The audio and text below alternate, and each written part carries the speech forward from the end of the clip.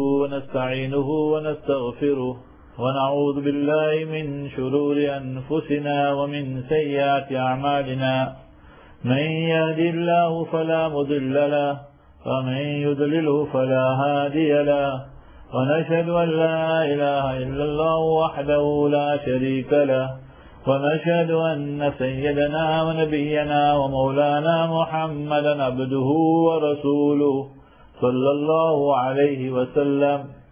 أما بعد، أعوذ بالله من الشيطان الرجيم. بسم الله الرحمن الرحيم. واذكرن ما يتلى في بيوتكن من آيات الله والحكمة إن الله كان لطيفا خبيرا. صدق الله العلي العظيم. Muhtaram Maur Behno, respected mothers, sisters, and beloved children in Islam, all praise is due to Almighty Allah, the sustainer, nourisher and cherisher of this universe. Peace, blessings and salutations be upon our beloved master and leader, Nabi Muhammad sallallahu alayhi wa sallam. First and foremost, mothers and sisters in Islam, I do apologize that I am a bit late because in your Lister year, first time ever, I am in this part of the world. There are so many good people doing great activities and I'm just trying to cover everybody and going to meet everybody. So we went to some people now and obviously with the traffic and other reasons, so we got a bit late. So we do beg your pardon and ask you for an apology. Mothers and sisters, the topic for today is the role of women in Islam. How are we going to tackle this topic, mothers and sisters? It could be tackled in several ways. A woman in Islam is either a daughter or a wife, or she is a mother. So let's start with the one of a wife. If you take, for example, that the societies we are living in, and that is in South Africa, in UK and the Western countries. So if you want to appreciate Islam, then always, mothers and sisters, you need to draw comparisons. So what happens in a normal Western country? In a normal Western country, the couple would go out, they would date, and then they would court, and they'd get married, and so forth and so on. Almighty Allah Azza wa Jalla does not want that for us. Quran has made this very clear. وَلَا مُتَّخِذِينَ أَخْدَانِ وَلَا مُتَّخِذَاتِ أَخْدَانِ. Mentioned to the male, there is no place for girlfriends. Mentioned to the boy, to the females, there is no place for toy boy and joy boy and boyfriend. So what does Islam say? Islam says, وَمِنْ آيَاتِهِ, and from His signs and His symbols. When we use the word ayah, ayatun is singular and ayat is plural, it means only solely Almighty Allah Azza wa Jalla can do that and bring that for us. وَمِنْ آيَاتِهِ أَنْ خَلَقَ لَكُم مِّنْ أَنفُسِكُمْ أَزْوَاجًا.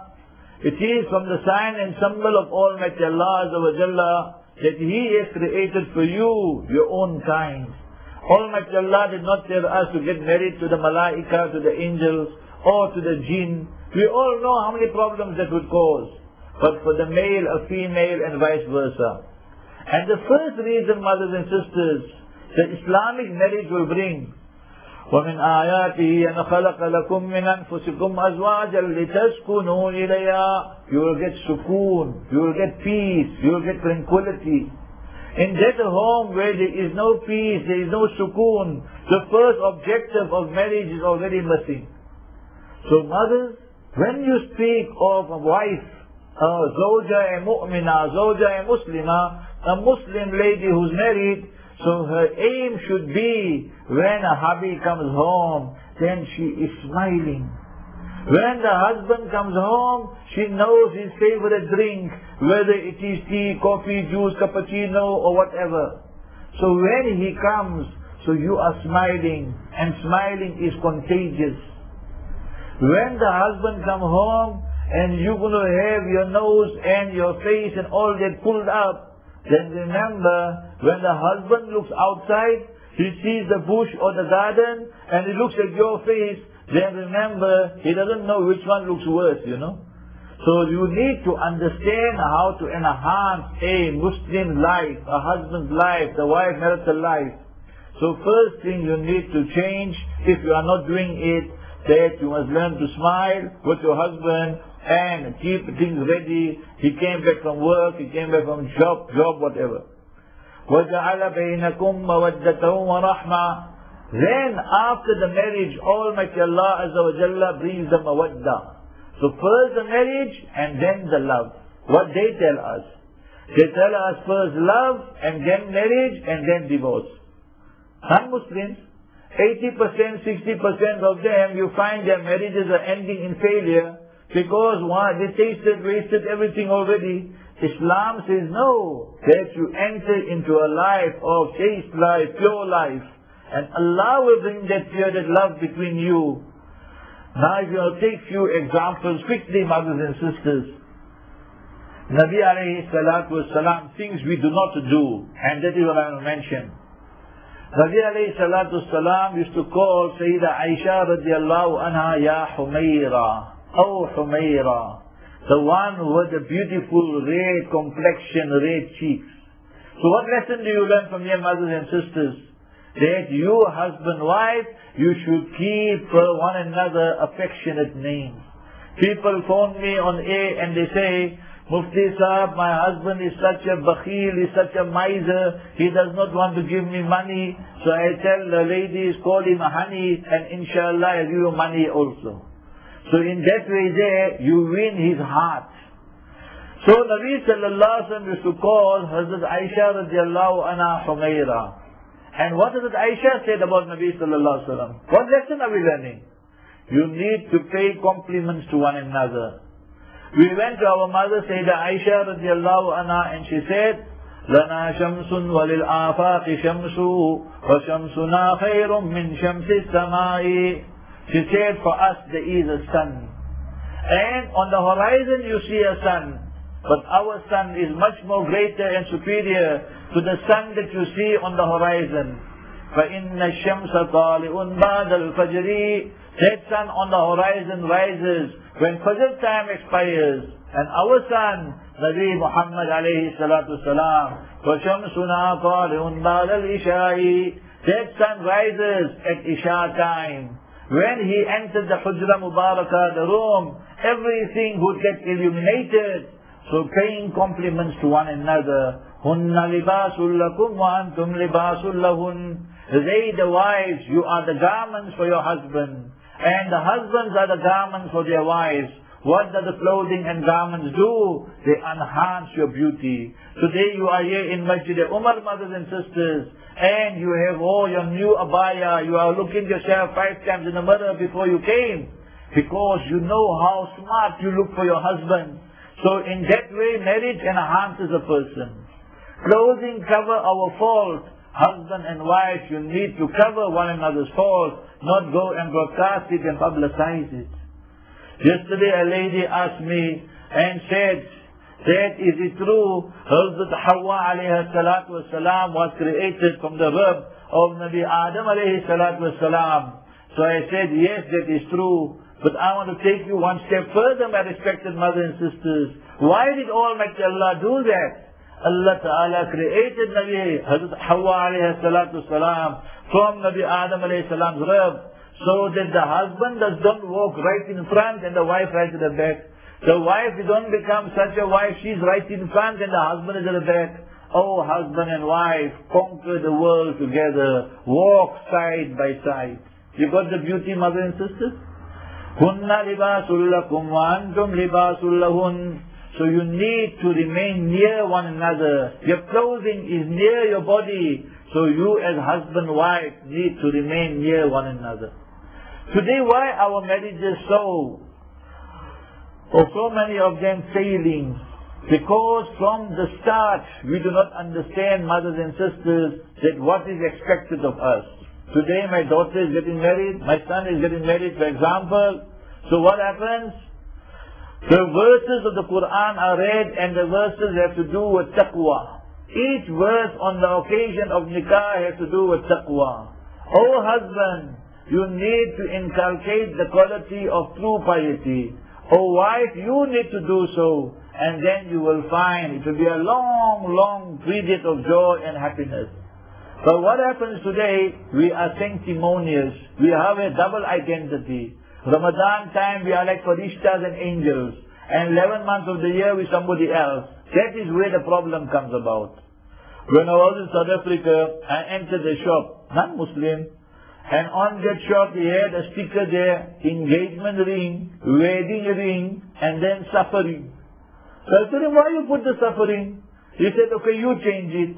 So I told him, okay, he's not Muslim. I told him, leave the engagement ring, wedding ring, put the caring and sharing. So mothers and sisters, you need to learn this caring and sharing. Now you get married, you are changing your whole life. Therefore, when I address the men, I say, look at the sacrifice the wives have made. They left the place of their birth, they left their parents, they left their brothers, sisters, siblings, and now they're going to spend the remainder of their life with you. What the great sacrifice she made. So mothers and sisters, you are not just a wife, you're a special lady, and the husband needs to treat you like that. And Quran says that. But now the problem comes about, you sometimes want to become the dominant person. Now that the husband there, he wants to accommodate you, but he finds the conflict situation between you and his mother. His mother says ABC, and you, the beautiful wife, you say XYZ, and he, bichara, is a consumer in between. When he looks at his mother, the mother is crying. When he looks at his wife, the wife's face is pulled up. So what happens in a case like that now? What I'm going to tell you now is not Quran, is not Sunnah, is not Hadith, is a story. But the story has a lesson, and you should listen to it. It happened a few years ago at night. A question came to me. Said, Mufti Sahab, the daughter-in-law said, me and my mother-in-law have so many problems. We don't know what to do. And my husband also is so fed up and frustrated. Long story. So after the question was read out, I answered. This answer is not in the Quran, is not in the Sunnah, is not in the Hadith. It is just a story I'm giving, like I'm telling you. I said one day they were mother-in-law and the daughters-in-law, they were going for a picnic. In the bus in front, they were going from Leicester to, what place is nearby here now? Bolton. Tomorrow we're going Bolton, so now we say Bolton. I don't know all the places, I'm just an example. So and in the back the second bus was the daughters-in-law. So when they left Leicester and this came out, Allah forbid, the bus with the mothers-in-law, it turned around, capsized, and all of them died and passed away. All the mothers-in-law. So the daughters-in-law had to show the world that how much they love the mothers-in-law, and they started crying and weeping, 1 day, 2 days, 3 days. Some of them really crying, some of them khali also spa, just to make the world. So one daughter-in-law cried the 4th day, 5th day as well. So the others came to her and asked her, you really love your mother-in-law so much? We cried for 3 days, all our tears are finished and you still crying so much? So she said that you don't understand. Say, what you don't understand? He said that my mother-in-law missed the bus, so therefore I'm crying so much. So I said the story at night. So next day I go to work late, 11 o'clock South African time, normally I go. So when I came there, they're telling me, Mufti Sahab, this one lady phoned already so many times, she's like hysterical. So after a few minutes she phoned and she said, Mufti Sahab, you know the story you said last night about the mother-in-law missed the bus. So that is my mother-in-law, she missed the bus. What must I do now? I said, Ben, sister, don't worry, I'll send another bus for your mother-in-law also. So the point I'm making is, I told you it's not Quran Hadith, it is a story, So today this is our life. Where we are not prepared to live in harmony, in peace with anybody. And why, mothers and sisters? We bring the slogan of shaitan. Ana khayrun min, I am better than you. So this person, that mother who brought up your husband for the past 20, 25 years, now suddenly you want that he must not listen to his mother, and he must listen to you all the time. Now how can that happen, mothers and sisters? So you need to understand your role also. You have rights, you have hukuk, you have all that. But don't put your husband in such a corner that now he has to decide between his mother and between you. So that is my message to you, first message. Play the role of a wife. Let's go to some lessons quickly. Lesson Sayyidah Aisha radiallahu anha. I read the verse. وَاذْكُرْنَ مَا يُتْلَى فِي بُيُوتِكُنَّ مِنْ آيَاتِ اللَّهِ وَالْحِكْمَةِ. You, the wives, the consorts, our respected mothers of Nabi alayhi salatu salam, you memorize and you read and you discuss. All these translations are acceptable. مَا يُتْلَى فِي بُيُوتِكُنَّ, what is recited in your homes. مِنْ آيَاتِ اللَّهِ وَالْحِكْمَةِ, the verses of the Quran and the wisdom, the Sunnah. Mothers and sisters, our mother Sayyidah Aisha radiallahu anha, 2,210 ahadith. She left a legacy that no other consort, no other wife of Nabi alayhi salatu salam left. You as a mother, what legacy are you going to leave? Think about it seriously. As a mother, you gave your beautiful flowers and children 3 C's. You gave them the best of clothing. My beautiful son, my beautiful daughter, and you embraced them today. They look so beautiful. My son looks so handsome. Fine. When they grew up, you gave them computers. In my country, we call it cell phones. You call it mobiles. So you gave them the cell phones and you gave them the mobiles. And you gave them computers. When they grew up further, you gave them cars. How come the son, when he reaches the age of 20, 21, he rebelled against you? He went against you and your husband, his father. How come?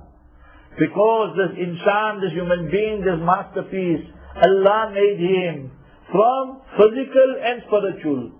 Physical, we give them physical food. We give them organic food. The food that comes from the ground, the fruit and the vegetables and other food, whatever. But what about the spiritual side, my respected mother? The ruh, the soul. Quran says, قُلِ الرُّوحُ مِنْ أَمْرِ رَبِّي. The ruh, the soul, the spirit is connected to Almighty Allah. It comes from Allah. We need to give something from upstairs. So the greatest gift you did not give him, you did not worry about your son, your daughter's spirituality. Therefore, they did not lead a balanced life.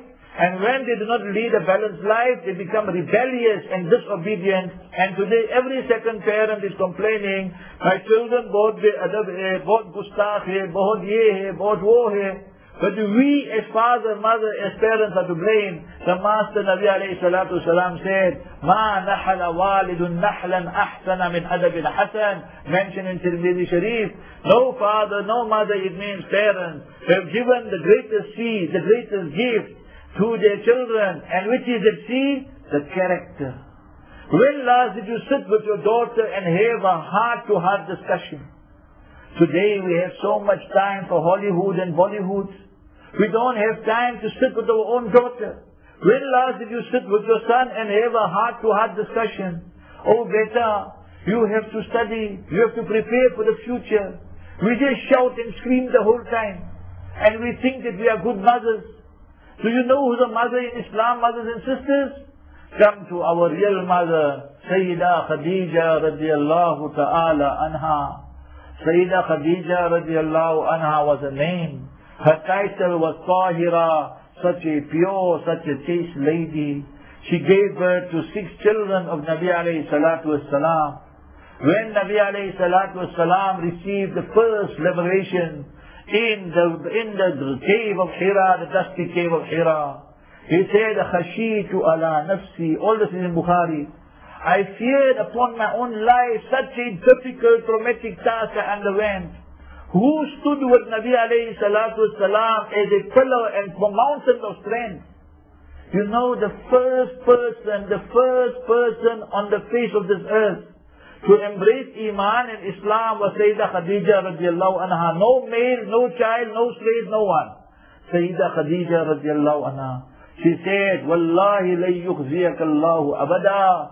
O Nabi Muhammad sallallahu alayhi wasallam, I believe you, and wallah, I take an oath, Allah will not disgrace you. She stood with Nabi alayhi salatu salam when the whole world turned against Nabi sallallahu alayhi wasallam. That is our mother, Sayyidah Khadija radiallahu anha. Do you stand with your children? I'm not speaking on batil, on false. I'm speaking on haqq. So you stand with your husband, we will shout him and give him so many stories and tell him you are this and that. Take lesson from Sayyidah Khadija radiallahu anha, mothers and sisters. You know, Maulana make me maaf, Maulana mujhe maaf kijiye. You know, if a person has 2 wives or 3 wives or 4 wives, you know. So then, I didn't know, I met Maulana yesterday, he told me, mashallah, he got a lot of barakah, 2 wives, you know. So this, so I had to ask him maaf now also. If you got 2, 3, 4 wives, I think I must tell you a story. Women, they like stories, you know, so I must tell you one story. One day, one man wrote, he said, I want to get married to 2nd wife, 3rd wife, 4th wife. And what I'm telling you now is not in Quran, is not in Hadith, it's a story. So I told him, bye, let me tell you a story first before I answer your question. So I said, it's day of Qiyamah already. It's day of Qiyamah already. And what happened is that the men were all standing in the line.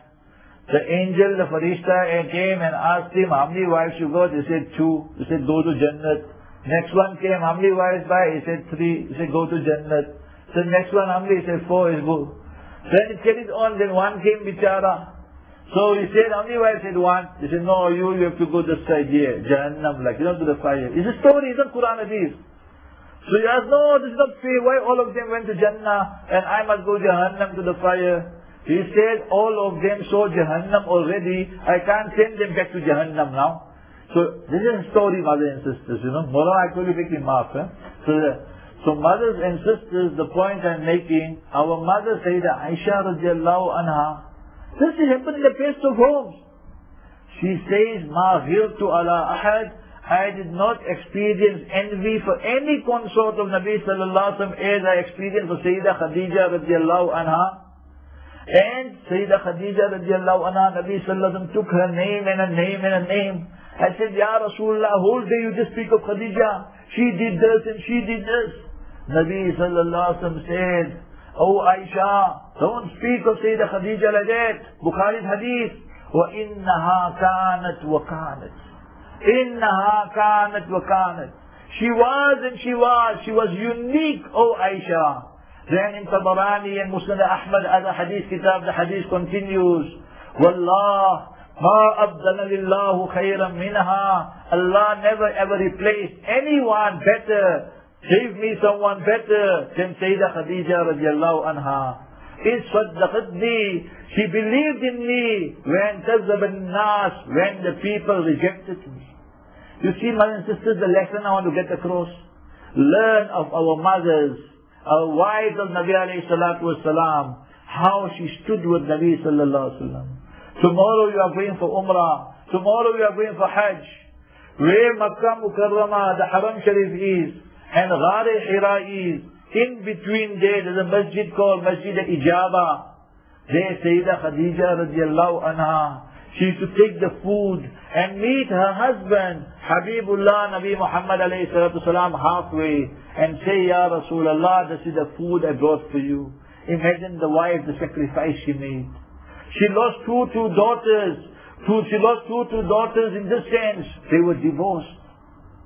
They were married to Abu Lahab's sons.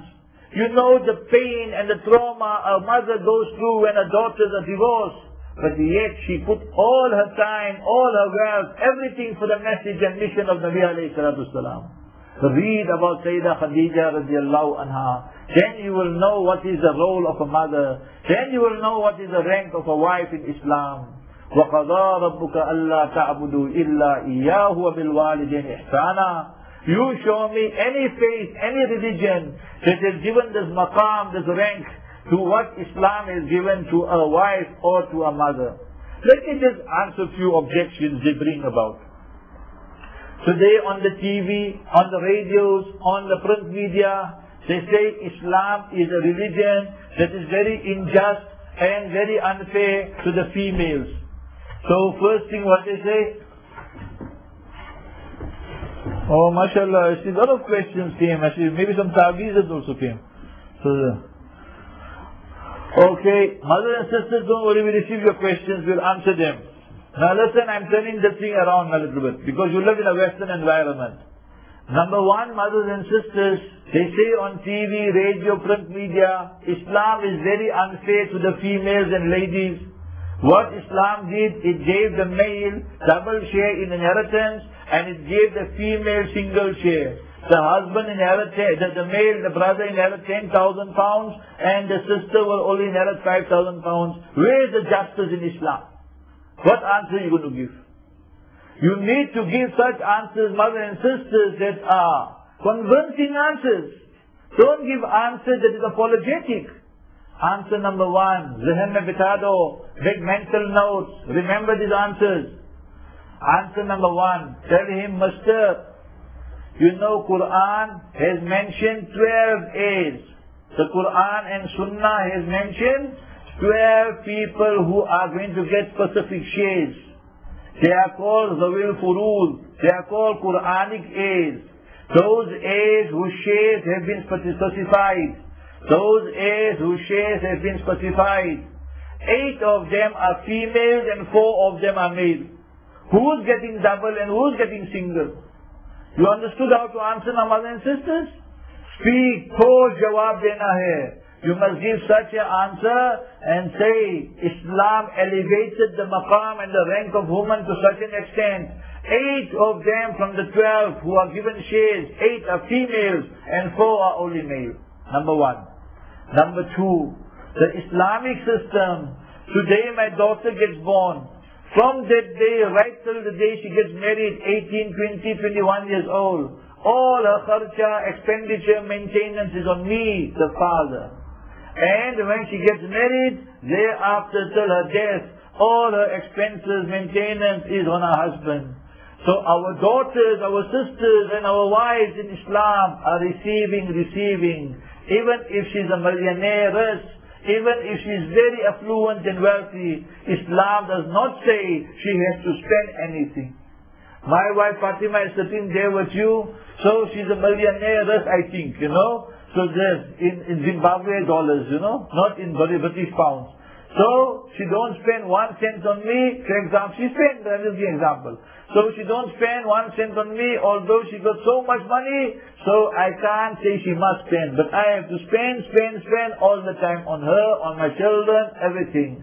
And must not consider it a burden. So you need to explain to people what Islam stands for. So one objection we took care of. Second objection, they said, look at the Muslim mother, she must just stay in the house. And she must just be, you know, serving everybody.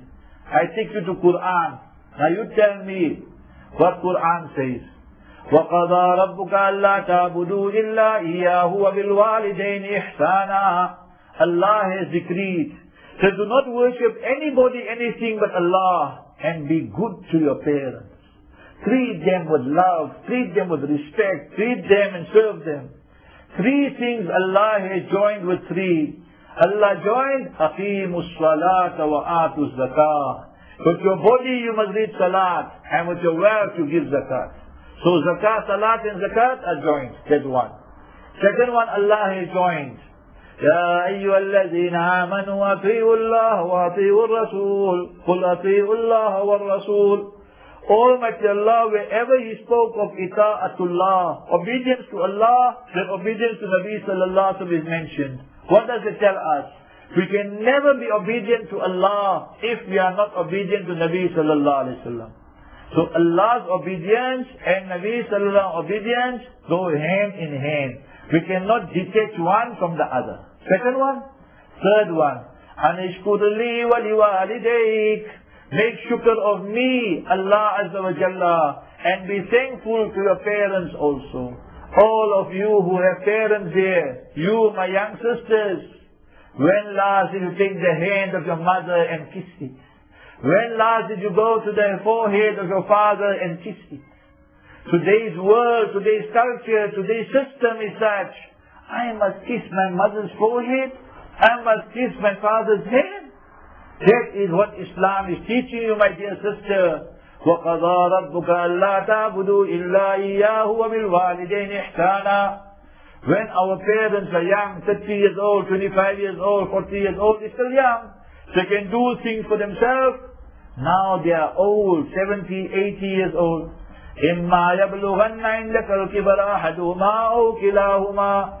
When both of them are by you, so you have to keep your parents, not send them to an old age home. So what do? When both of them or one of them reaches the old age, فَلَا تَقُلْ لَهُمَا أُفْ. Do not even utter the word uff to them. Do not show disrespect to them. وَلَا تَنْهَرْهُمَا. Do not criticize them. When they do something wrong, many a time they would do something wrong because they are senile, because they don't know about your mobile phone, they don't understand computers. You are the one who's highly educated. You did IT, they don't even know what IT means. وَقُلْ لَهُمَا قَوْلًا كَرِيمًا. So you treat them with respect, and you give them, you speak to them honorably, you speak to them with respect. If when they are wrong, you speak to them like that and rectify their error. Now look at the next verse, my sisters. This is Quran, the beauty, the glory of the Quran. Allah gives us the simile, the metaphor of a bird. The bird is flying. Fatima, Zainab, Aisha, Jamila are flying. They are flying with their education, they are flying with their cooking, they are flying with their dressmaking, flying with their degrees. Now when they come in front of their mother, who does not have that education, when they come in front of their father, who does not even know how to use a mobile phone maybe, وَخَفِضْ لَهُمَا جَنَاحَ الذُّلِّ مِنَ الرَّحْمَةِ. Allah says, you are the bird, O sister. You are the bird, O son. And when your parents come, you need to lower your wings for them out of mercy and compassion. The shoulders of yours are your wings, my dear mother and sister. So when your mother comes in front of you, you should stand with utmost humility. Although you are much more educated, although you have much more than them, but they were responsible for your physical existence. And then, even if you are a mother today, still continue making dua for your biological mother. What dua? For your father. وَقُلْ رَبِّ رَحَمْهُمَا كَمَا رَبَّيَانِي صَغِيرًا. Oh my Allah, have mercy on the two of them. كَمَا رَبَّيَانِي صَغِيرًا. As they nurtured me when I was small. Can we bring any philosophy, any ideology, any faith, any religion? Can they bring a better dua than this? رَبِّ رَحَمْهُمَا. Oh my sustainer, nourisher, provider. رَبِّ رَحَمْهُمَا. Have mercy on my father and my mother. كَمَا رَبَّيَانِي صَغِيرًا. As they nurtured me, as they brought me up whilst I was small, O Allah.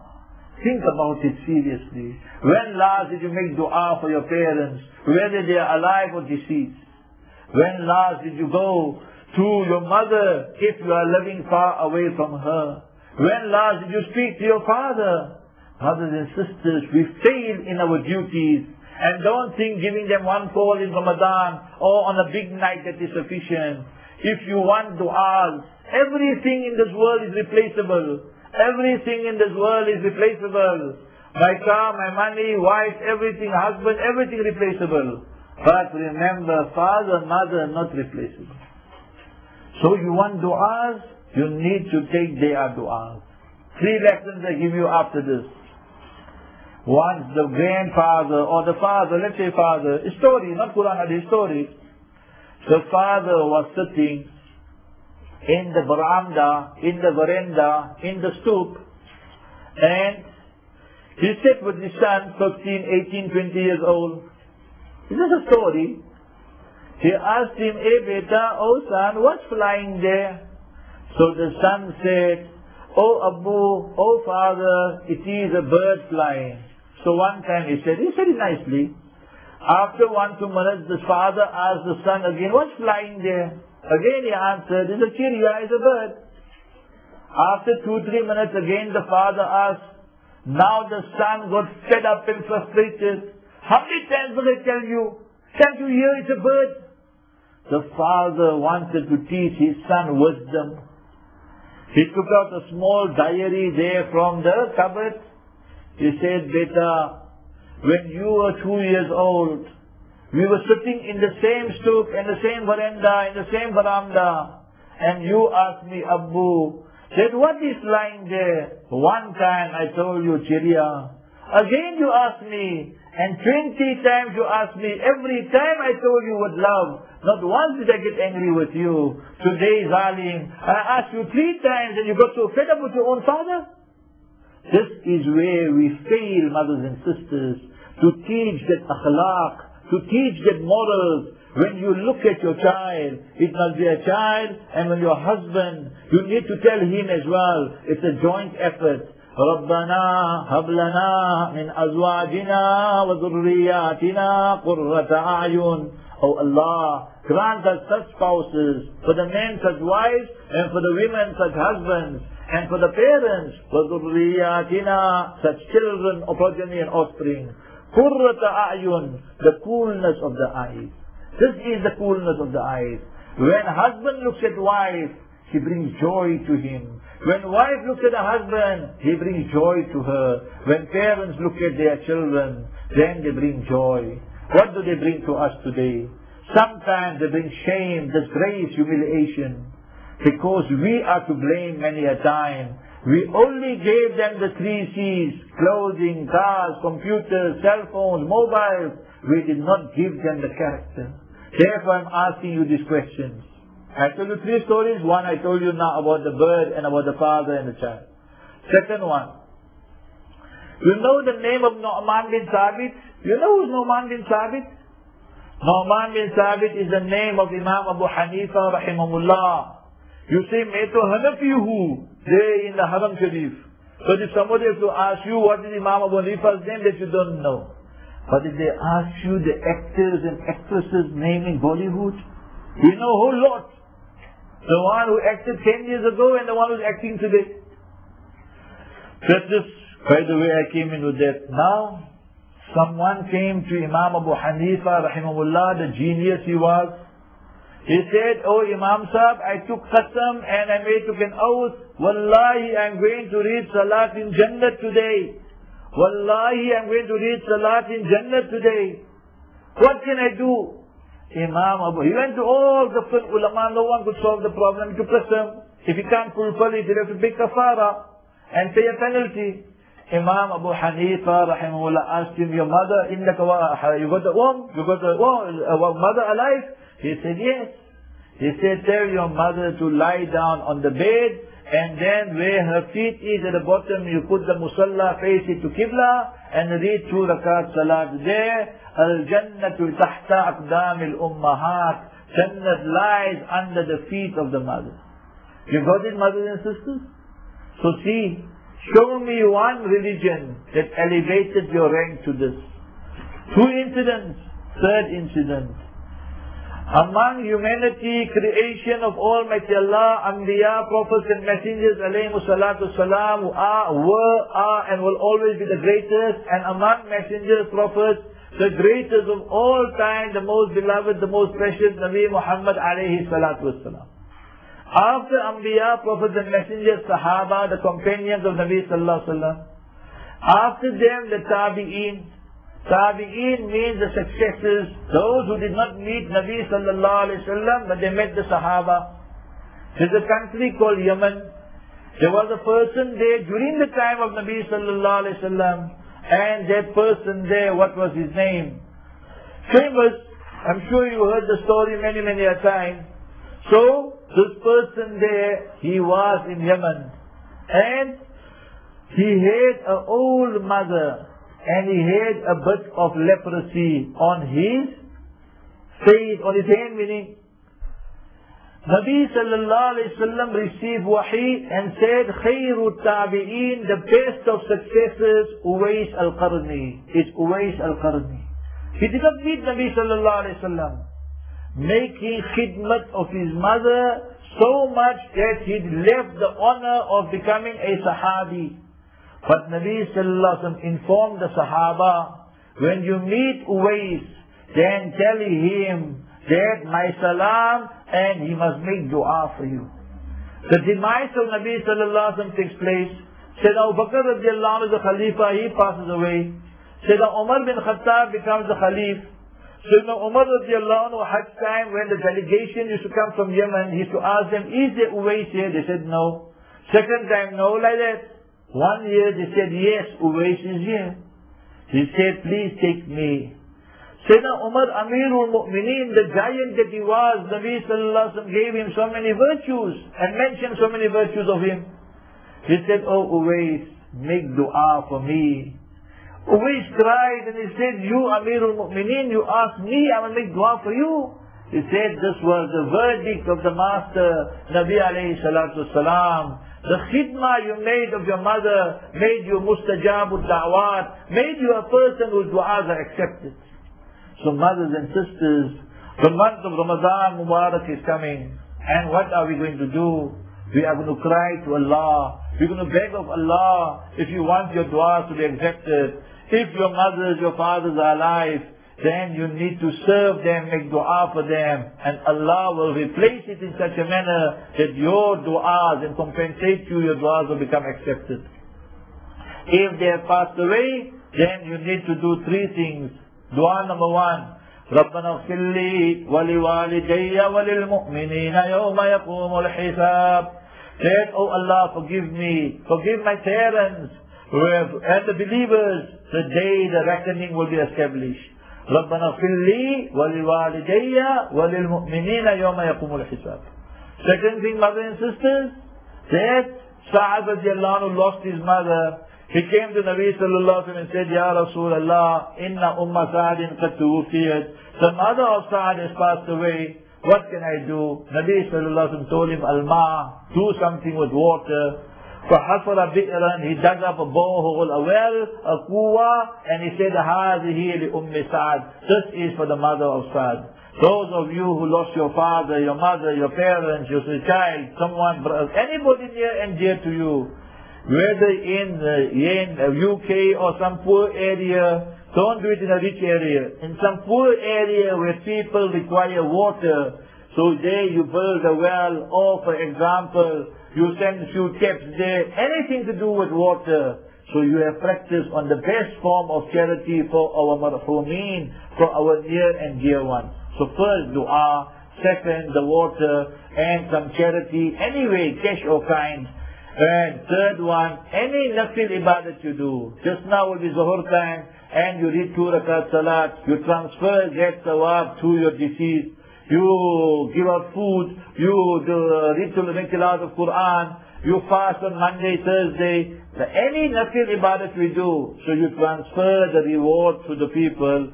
You keep fast one day, it don't mean for one person. You make niyat of 1,000 million people, whole ummah fine, no problem. So in that way, mothers and sisters, my last message to you, mothers and sisters, is remember tomorrow we all have to leave this world. And when we have to leave this world, then the greatest gift is we leave this world with Iman.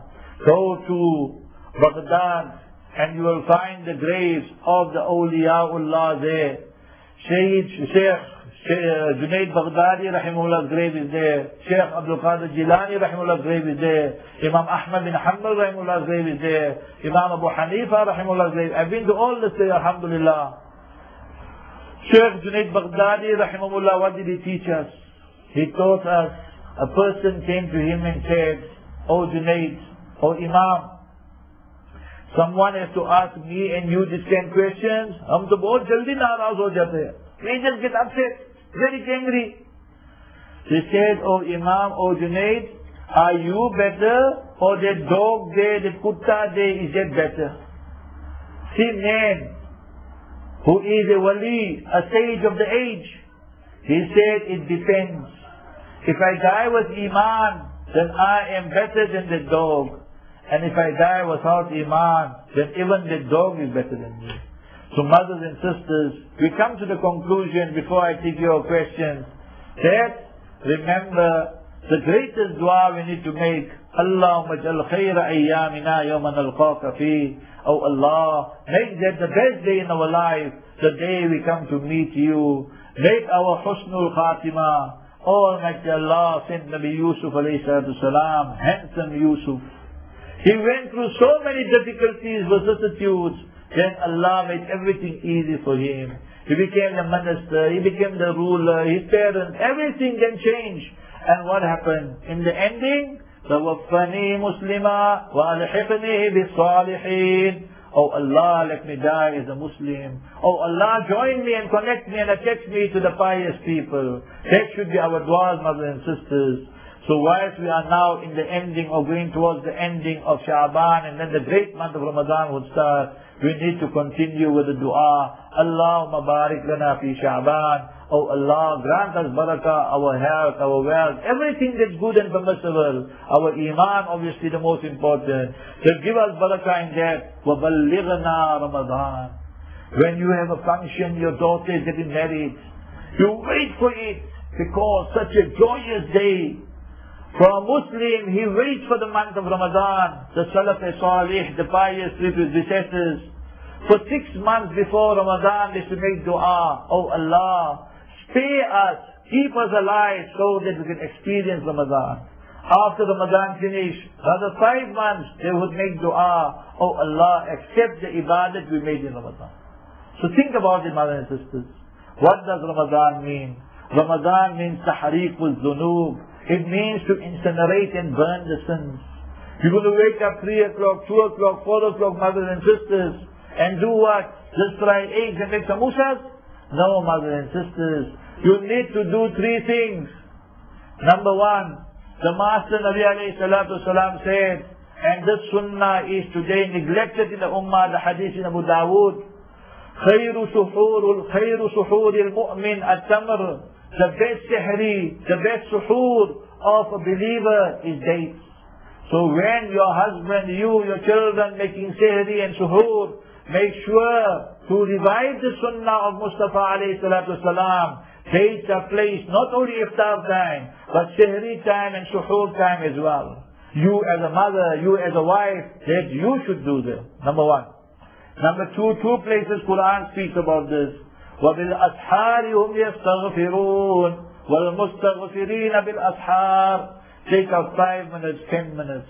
Astaghfirullah, astaghfirullah, astaghfirullah. What is the benefit, mothers and sisters? وَمَا كَانَ اللَّهُ مُعَذِّبَهُمْ وَأَنْتَ فِيهِمْ وَمَا كَانَ اللَّهُ مُعَذِّبَهُمْ وَهُمْ يَسْتَغْفِرُونَ. Allah will not punish this ummah whilst you are physically in their midst, O Nabi sallallahu alaihi wasallam. After the demise of the Master, وَمَا كَانَ اللَّهُ مُعَذِّبَهُمْ. Allah will not punish this ummah. وَهُمْ يَسْتَغْفِرُونَ. Whilst they engage in istighfar. See the benefits of istighfar. Today we complain, no rain, so many parts of the world. Allah says, make istighfar. يُرْسِلِ السَّمَاءَ عَلَيْكُمْ مِدْرَارًا. Allah will send good rain, beneficial rain for you, torrential rain. وَيُمْدِدُكُمْ بِأَمْوَالٍ. Allah will increase your wealth. Allah will give you more pounds, insha'Allah. وَيُمْدِدُكُمْ بِأَمْوَالٍ وَبَنِينَ. Allah will give you children. All Quran speaks about the manafi, the benefit, the fadail of istighfar.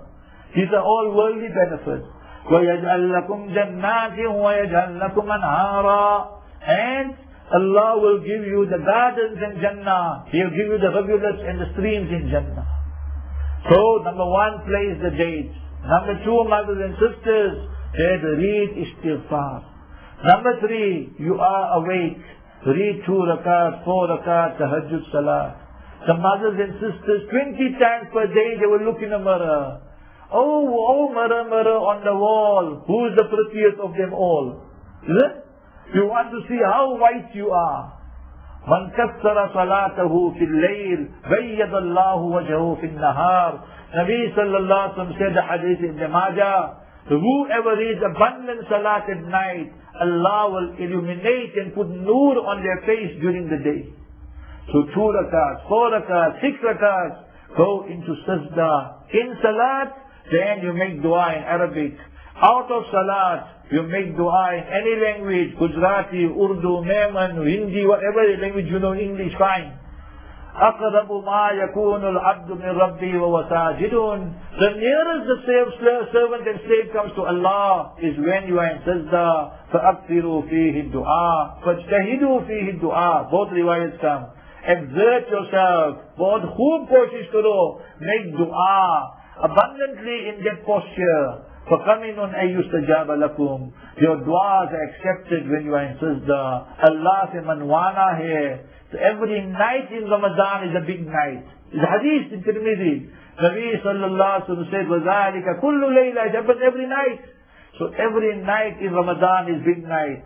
So what? And obviously the last 10 are greater and Laylatul Qadr is the best. So mothers and sisters, try and make this Ramadan 2005 a quality Ramadan, that we burn our sins and we make Ramadan. To fast in Ramadan is a duty, and tilawat of Quran is the beauty of Ramadan. So may Almighty Allah Azza wa Jalla bless this ummah. May Almighty Allah Azza wa Jalla accept all of us for His deen. And may Almighty Allah Azza wa Jalla give us the ability that we can die with Iman, inshaAllah, and bring that realization in our children as well. The importance that how they can make Qadr of Laylatul Qadr, inshaAllah. First question is, Mufti, what is the rule regarding mobile camera phones? Can you take photos with them and also video it? Bismillahir Rahmanir Rahim. Mothers and sisters, someone asked a question regarding mobile phones. It has cameras and videos. Is it permissible to take photos with it and videos? Yes, it's 100% permissible. There's no problem with that. If it is an inanimate object, you see a wonderful scenery of the mountains, you see a wonderful scenery of the rivers and the dams or something, and you go and you take a snap of that, is totally permissible. There's no problem with that. So if it is inanimate objects, whether it's a camera phone or the mobile phone, you're taking the camera, using the video, inanimate objects, غير جاندار ho, so totally permissible. If it is animate objects, then obviously the vast majority of scholars and jurists say that would not be acceptable, that would not be permissible. Second question is that we just want to know, is it permissible to pluck eyebrows in Islam? Nabi sallallahu alaihi wasallam said, the hadith is in Sahih Muslim, لَأَنَ اللَّهُ النَّامِسَ وَالْمُتَنَمِّسَ, that the lady who does this, we have some of our ladies who are beauty therapists, and that is their occupation, profession, so they pluck the eyebrows, and they make it thin and they shape it because they want to look like the Bollywood or Hollywood or whoever icons. So that is Allah's curse is on both parties, the lady who is doing it and upon whom it is done. When Shaitan was expelled and Almighty Allah kicked him out of Jannah, he said, وَلَآمُرَنَّهُمْ فَلَيُغَيِّرُنَّ خَلْقَ اللَّهِ, that I will command them, these human beings, that they will change the creation of Allah. Allah gave you eyebrows, now you want to change it and and you want to change something which Allah made normal, you want to make it abnormal. So therefore we should not suffer from a complex. We should always be Muslima, Mu'mina, and this is what Allah wants from me, Nabi Sallallahu Alaihi Wasallam wants from me. What is the right of mother-in-law to tell her son to divorce his wife when they both get on, because she does not get on with her daughter-in-law? Explain this in English and Urdu, please. Okay, mother and sisters, there is a masla. There, first of all, a question. Let's put the question in English and then in Urdu, because it's requested we should answer it in both languages. So the mother tells her son that the son should divorce his wife. So should the son listen to his mother in a case like this? So here there are two possibilities and two scenarios. Number one is, if the mother of that son is just based on jealousy, envy, there is no Sharia reason.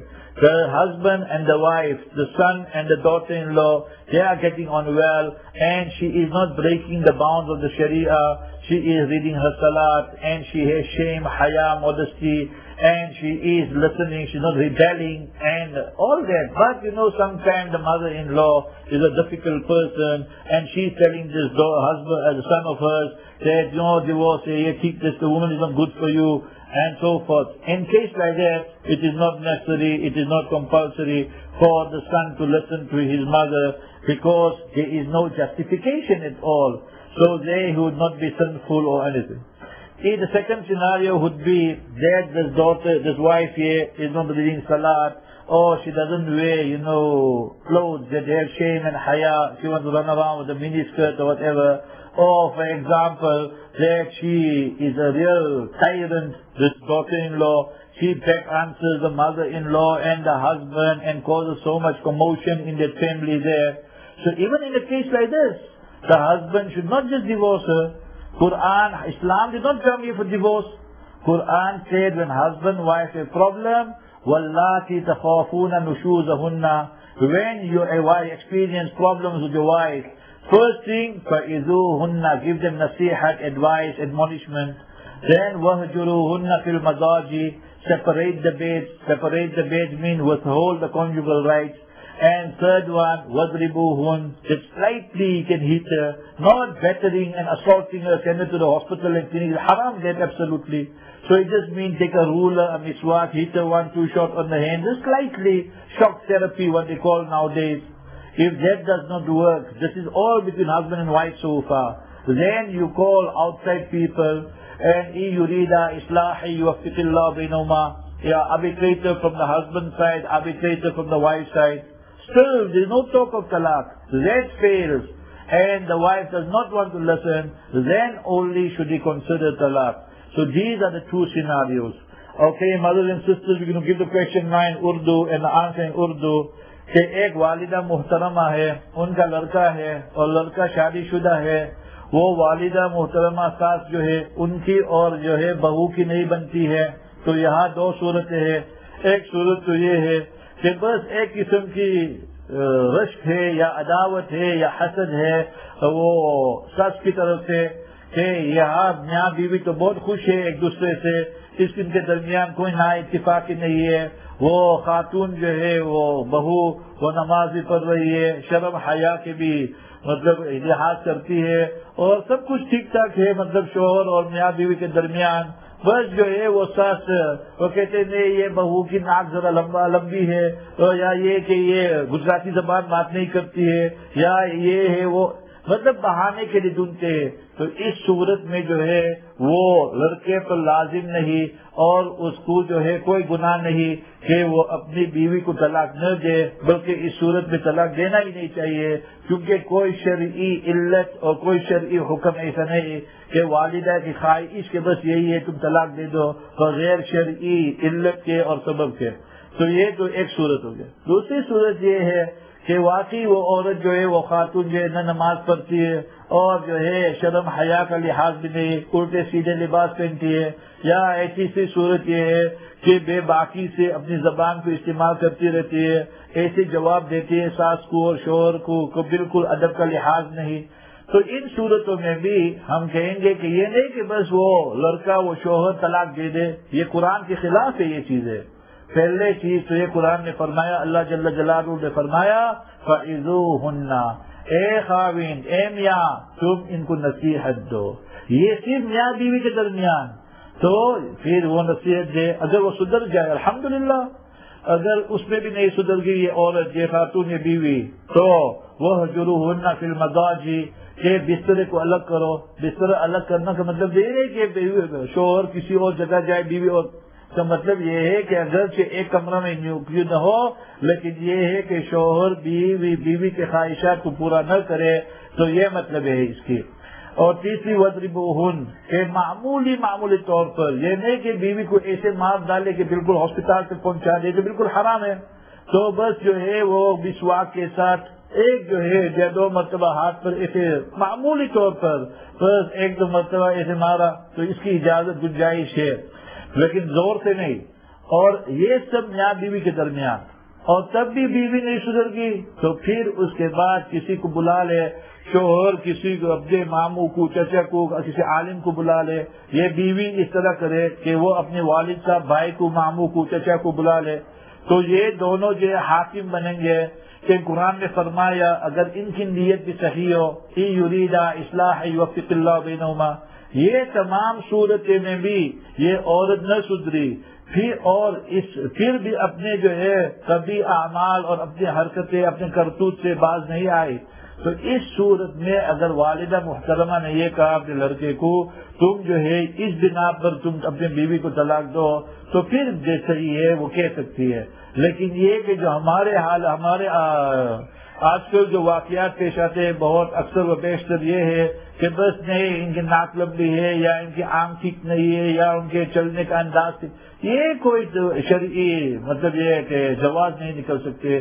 तो इस वजह से मैंने दोनों सूरत को बयान किया। तो इसका बहुत बहुत लिहाज करना चाहिए। हमारा काम तो क्या होना चाहिए, खासतौर से वालिदा का वसुल्ह खैर के जोर लेना, हमारा काम जोड़ना है, तोड़ना नहीं है।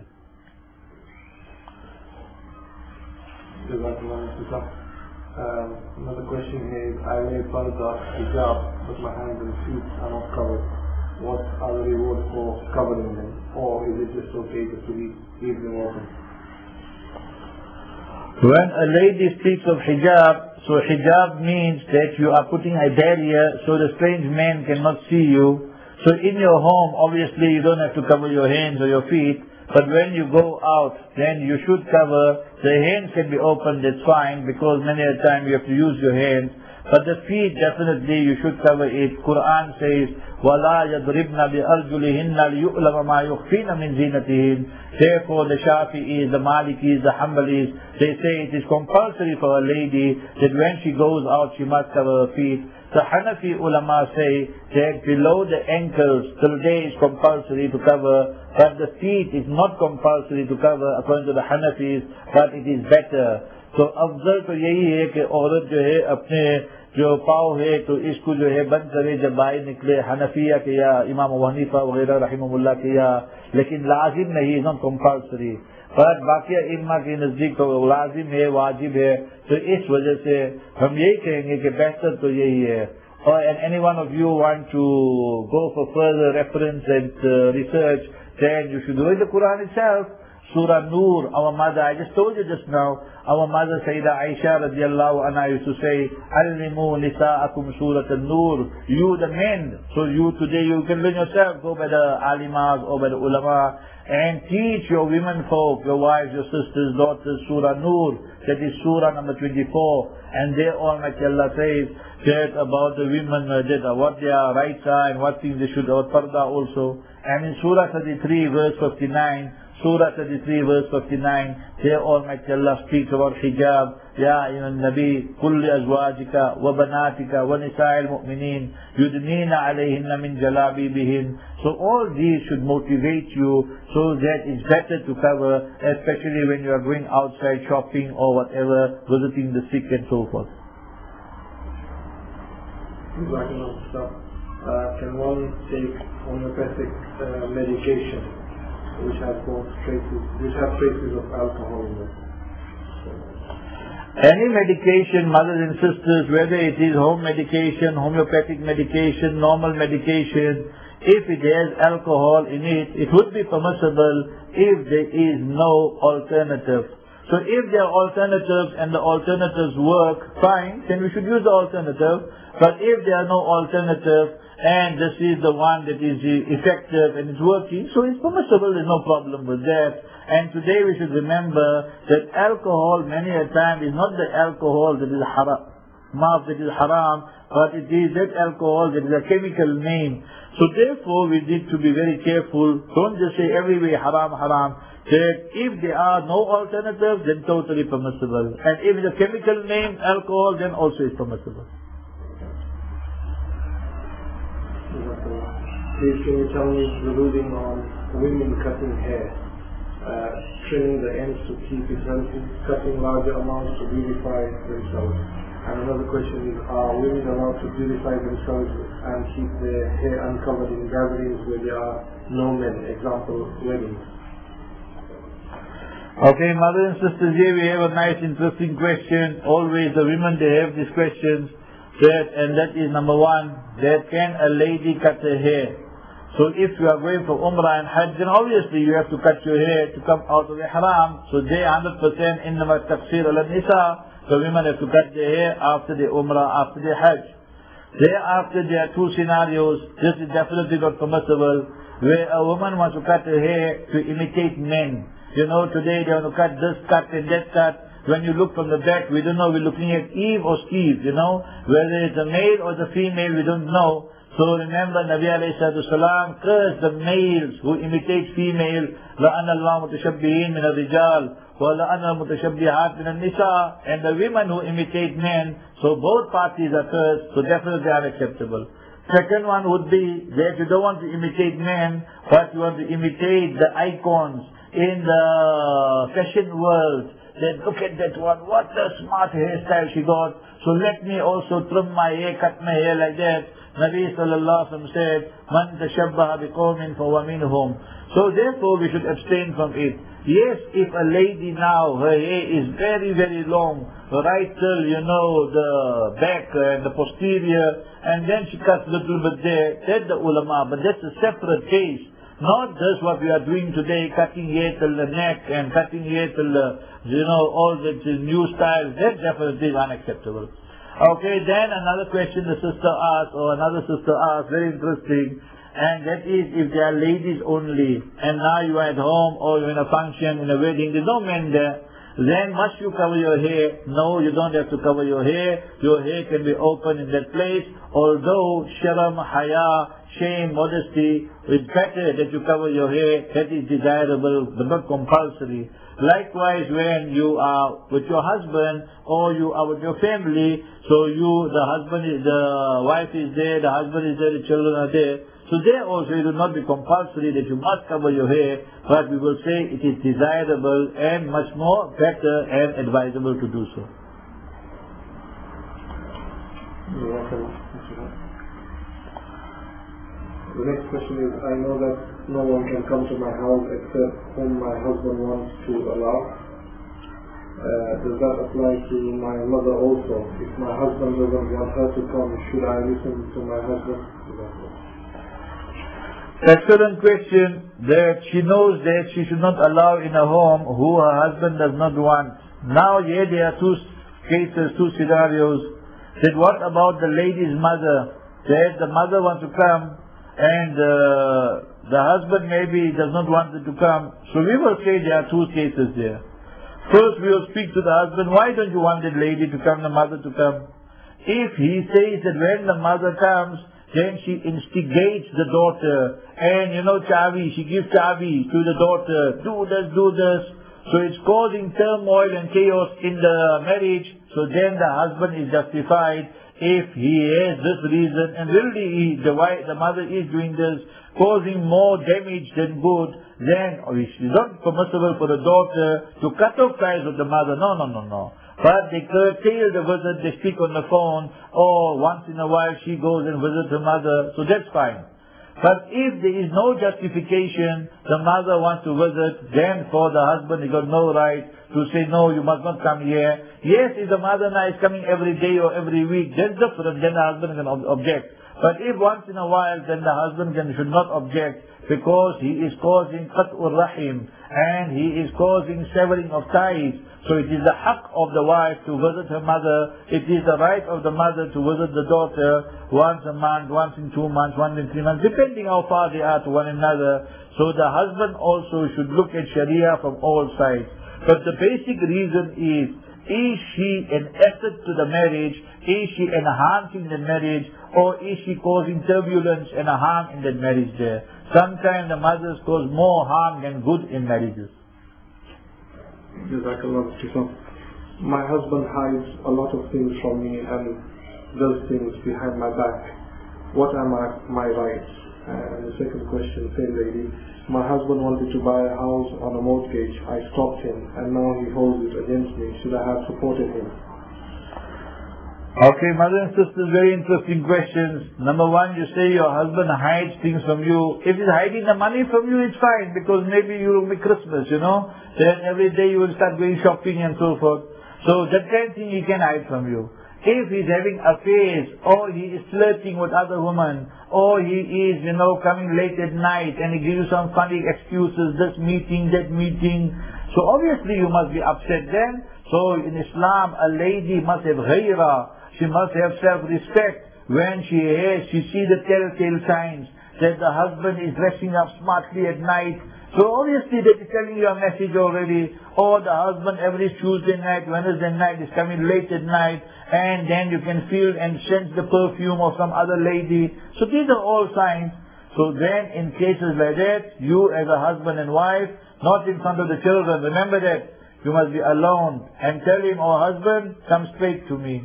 And if he says he's having an affair, then you have three choices. Choice number one is that you say that you have to separate from him temporarily because it is a betrayal of trust and it has devastated you, and you must be devastated because you made so many sacrifices and he wants to go and have a good time here and there, haram things. So if he does not ask forgiveness, he does not stop his all haram activities, you can request a divorce. He does not want to divorce you, then you can go to the ulama and they will tell you about fasakh and annulment of marriage. So all that would be the final. But initially you should try to discuss this matter with your husband. Quran says, وَالصُّلْحُ خَيْرٌ, reconciliation is the best. More so when there are children, you know you can have big problems. So therefore that would be the best. So it just depends what you mean by hiding. I just took a few examples here. Then the second scenario, second question you mentioned, the sister, was that your husband wanted to buy a house and mortgage. Obviously you stopped him because of the interest factor and you felt that is not acceptable, you get involved in riba. 100% was right. Now for your husband to hold that against you is being very short-sighted. Open the Quran Kareem and show him Surah 2, that is Surah Baqarah, verses 275, 276, 277. فَإِن لَمْ تَفْعَلُوا, if you do not abstain from interest, I'm just reading one verse, فَأَذَنُوا بِحَرْبٍ مِّنَ اللَّهِ وَرَسُولِهِ, be prepared for war against Allah and Nabi sallallahu alaihi wasallam. So you saved him from that. He should tell you, Jazakillahu khairan, he should be thankful to you. But sometimes the husbands, they have a short fuse and therefore they get some other problem getting place. They take out their anger on their wives. When he is in a good mood, you should address this issue with him and tell him that I saved you from something that's haram, absolutely, and you are angry with me. If we did it for Allah's sake, Allah will give us a ni'mal badal, a better replacement, inshallah. It says here that are the ladies allowed to serve work in the shop? If the answer is no, then make dua for me. Jazakallah sister, we make dua for the entire ummah, inshallah. Almighty Allah accept all our du'as. Mother and sister, I'm giving you two things that you should know in life. They came to Nabi alayhi salatu salam and asked, Mal birru ya Rasulallah, what is a good deed, O Messenger of Allah sallallahu alaihi wasallam? He said, taqwallah, that we inculcate the true fear of Allah, all times, all places. And wa husnul khuluq, we have good character. He asked, Mal ismu ya Rasulallah, what is a sin? So the Master Nabi sallallahu alaihi wasallam said, Ma haka fi sadrik, that works on your conscience. It's working on your conscience, my sister, therefore you send the question. Allah give you jazai khair for that. وَكَرِهْتَ أَيَّطَّلِعَ عَلَيْهِ النَّاسِ. Second sign Nabi sallallahu alaihi wasallam said about the sin. You dislike the public, the masses to know about it. We do these kind of things in private normally. So when we know Islam is not against women working, Islam is against women working in places where their honor, dignity is compromised. You want to work at home and make your samosas, bhajiyas and your knitting and sewing and your dresses and whatever. So dressmaker, fine. Not only permissible, it's advisable to do so. You are in an environment where only ladies are working, so totally permissible, no problem. Then also your husband gives permission if you're married and so forth. So mother and sisters, the problem comes about when we, the mother, sister, now we want to serve everybody. We're serving male, we're serving female, Muslim men, Muslim woman, everything. The men come there, he looks at you, he smiles with you. Now you want to sell your merchandise. Yes sir, no bags, no sir, 3 bags full sir. So all the sir, all these problems come about then. And if the lady, maybe, she has a good voice, melodious voice, the non-Muslim also comes there, so he also wants to take a chance with a Muslim woman. So Islam is protecting your dignity and your honor. Therefore Islam says that no, you should not do so when it comes to the public and you're intermingling with the men and all those issues. Is the beard farz or sunnah? I was in a Hajj last year, Alhamdulillah, and this year with Allah's help. So when we have Hajj talks, then we have Q&A. So one person wrote there, he says that the husband of the question, he says, my wife says I must shave my beard or shorten it. Why? Because the wife says that the beard is poking her, poking and tickling her too much, I suppose. So therefore he must know this. So I said that she should make shukr, that you got the beard. I gave a talk to the non-Muslims in South Africa, and it so happened that the 2-3 Muslim brothers who were there, they also, mashallah, all have beards. So one day the non-Muslims, the same day so one of them stood up and he asked, he said, priest, we don't have priests in Islam, but whatever he said, scholar, please tell me, man, why do you Muslim men have beards? So you can't go tell them Quran and Hadith and that, so I want to share this with you. So I said, you see, the baby was sleeping with the father and mother, just 1 month, 2 months old baby, and now he was hungry, now he wanted his feed. So instead of going to the mother, he went to the father, because the father also is totally clean, So he wanted his milk there, so he came by the father's breast, father's chest, So mothers and sisters, Islam has given us a religion, a code of life that protects our identity. You look at the male, then you know he's with a beard. You look at the female, you know that she won it. So in that way Islam does not want this today's system where you have male, female doing everything the same. So it is the sunnah not only of Nabi Muhammad alayhi salatu salam, but I'm using sunnah in a different way, that it is the sunnah of Nabi sallallahu alaihi wasallam and all anbiya wal mursaleen messengers. And from a fiqh point of view, and from a fatwa point of view, it is wajib and sunnah mu'akkada according to some scholars, according to Hanafis and them, it is wajib, compulsory. My husband wears suits to work. His trousers have been shortened to above the ankles. Is this permitted? For a husband, for a male to wear a suit and to wear clothing like that is totally permissible, there's no problem with that. And in Islam we say that the aim of clothing is that you cover yourself. So if a person, your husband, your father is wearing suit, yes, it's permissible, no problem with that. However, we would say desirable and better is that if he can wear the clothing that is nearer to the sunnah of Nabi alayhi salatu salam, that would be better but not compulsory. So if it is as you mentioned, then there's no problem, but that's totally permissible. If a woman can't conceive, is there any dua in the Quran that she can say? And the second question is, when pregnant, what dua and surahs should she read? Those of you mothers and sisters who cannot conceive and you are married 2 years, 5 years, 10 years and nothing has happened still, first thing before any dua and all that, ask yourself and your faith and conviction, what is your response now? What I mean, still have this firm conviction, my Allah loves me, my Allah wants me to be successful. Husnul dhanni billahi is farz. Never become negative with Allah. Always be positive with Allah, irrespective of what the circumstances are. So that's the first thing before the du'as when it starts. Now you are married 2 years, 5 years, nothing happened. Open Surah 21. Surah 21. Surah Anbiya.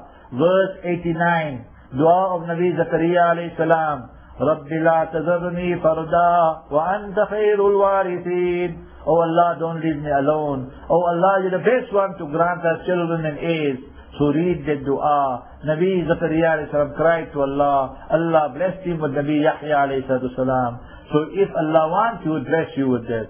Those of you who do not have children and you want the children, make abundant istighfar. And you can wake up tahajjud time, all the better. Husband, wife, make istighfar. Any amount of times. وَيُمْدِدُكُمْ بِأَمْوَالِ وَبَنِينَ Astaghfirullah, Astaghfirullah. And oh Allah, have mercy, forgive us, Ya Allah. Allah will bless you with wonderful flowers and children. So that is for those couples who do not have children. Now you have conceived, you are pregnant.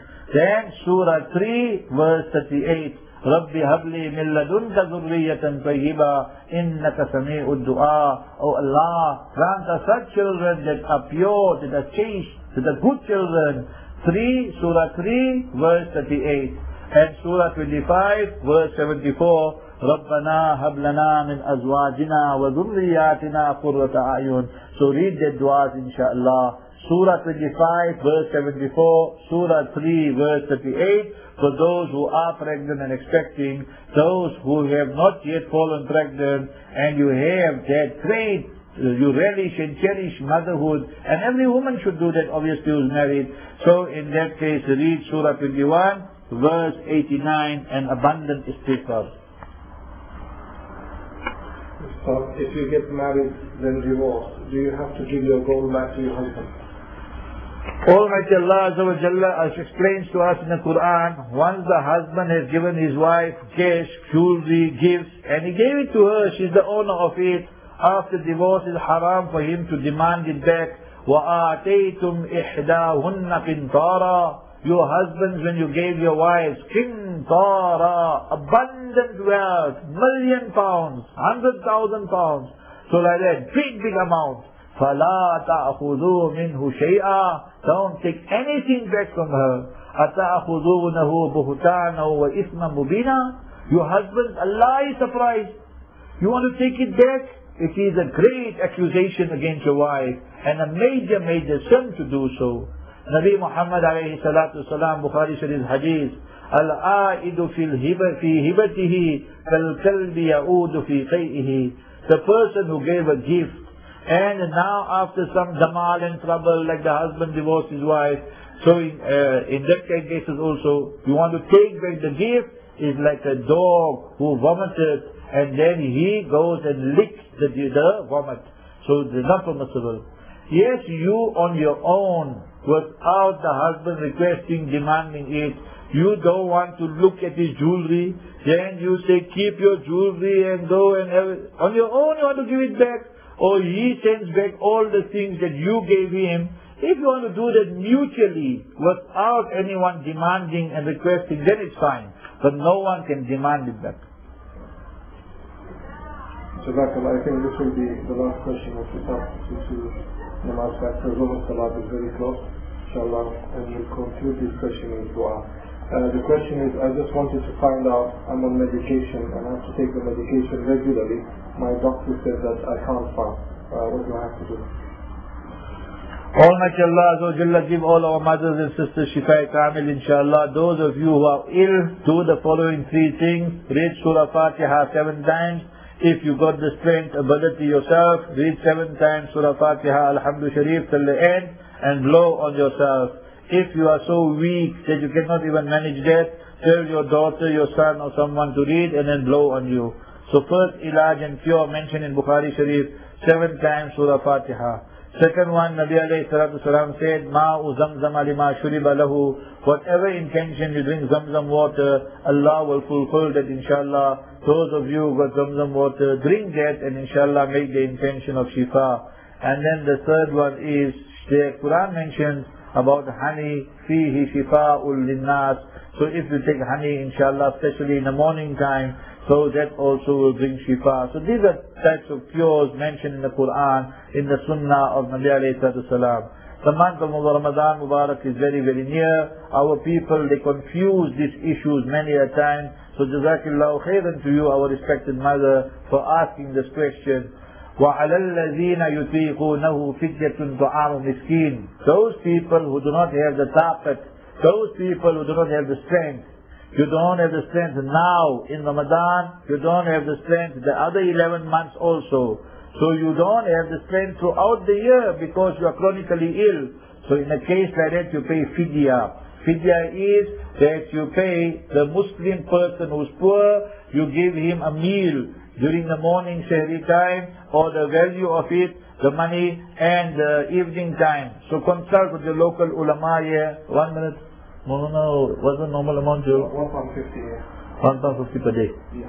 £1.50, I just confirmed with Maulana Sindhi Sahib, and he said that £1.50 per day. So you, mother, 30 days, £45. So you give that to a poor Muslim person, and that will be fidya. Remember the term is fidya. Yes, 3 confusions takes place. So those of you, mothers and sisters and men, so who cannot fast during Ramadan and the other 11 months, then for you, because of sickness and health reasons, so fidya is compulsory, and that is £1.5 here in UK, in England and Leicester. So 45 pounds for the bus, you give that out to a poor Muslim person. Second one is this: some of you are pregnant, some of you are breastfeeding, and because of that maybe you cannot fast this Ramadan. So that does not mean that you must pay this amount. After 3 months, 6 months, 9 months, you will be 100% well. So upon you, qaza is compulsory. Remember, so that law of fidya is only upon those people who cannot fast at all. No now, no any other time. You're pregnant, you know you're pregnant for your whole life. So you're pregnant for 3 months, 6 months, and then you give birth. And then after that, maybe another 2, 3, 6 months, then you are better. So then you must keep qaza. Likewise with the breastfeeding lady, so she can't, for example, breastfeed. Breastfeeding does not break fast. Remember this, breastfeeding does not break fast. But normally, you know better than me, a woman cannot breastfeed normally if she does not eat. So therefore, the ulama and the scholars have written that for breastfeeding also it is jaiz if she does not fast, she eats in privacy, and she breastfeeds the children afterwards, after 2 months, 3 months, 4 months, whenever, then she keeps the qaza. One more masla, then we finish. People sometimes, I know in South Africa, I'm sure here also, they say that, okay, my father, mother is very ill, got this sickness, this illness, so what is the kafara? You don't call this kafara, you call this fidya. Kafara is, Ramadan has started already, for example. Today is Ramadan. You, whoever, I am fasting, you are fasting, is Ramadan, for example. We remember we are fasting. Deliberately, intentionally, we go and break our fast. We go and drink one nice cold drink. We go and have one nice sandwich or some rice or lunch. So deliberately, intentionally, that is kafara. One qaza you have to keep, and 60 fasts consecutively you have to pay back. That is the kafara. So understand the difference between fidya and kafara. Fidya is compensation because you are ill. You can't fast now, you can't fast now, nor in the future. Kafara is not compensation, it's a penalty. Why did you desecrate the sacred month of Ramadan deliberately, intentionally? So we need to draw a difference between fidya and kafara. Jazakallah khairan, brothers and sisters, make dua for us. We also will make dua for you, inshallah. Tonight also there will be a program in the masjid for the men, and that is, inshallah, Maulana will make the announcement to sign in. So this thing tonight is a program here for the men, and we'll be speaking about Qiyamah, inshallah. Alhamdulillah Rabbil Alameen, wassalatu wassalamu ala ashrafil anbiya mursaleen, Sayyidina Muhammad wa ala alihi wa ashabihi ajma'een. ربنا آتنا في الدنيا حسنة وفي الآخرة حسنة وقنا عذاب النار يا حي يا قيوم برحمتك نستغيث اللهم أصلح لنا شأننا كله اللهم بارك لنا في شعبان وبلغنا رمضان اللهم اشف مرضانا ومرضى المسلمين وارحم موتانا وموتى المسلمين سبحان ربنا رب العزة عما يصفون وسلام على المرسلين والحمد لله رب العالمين.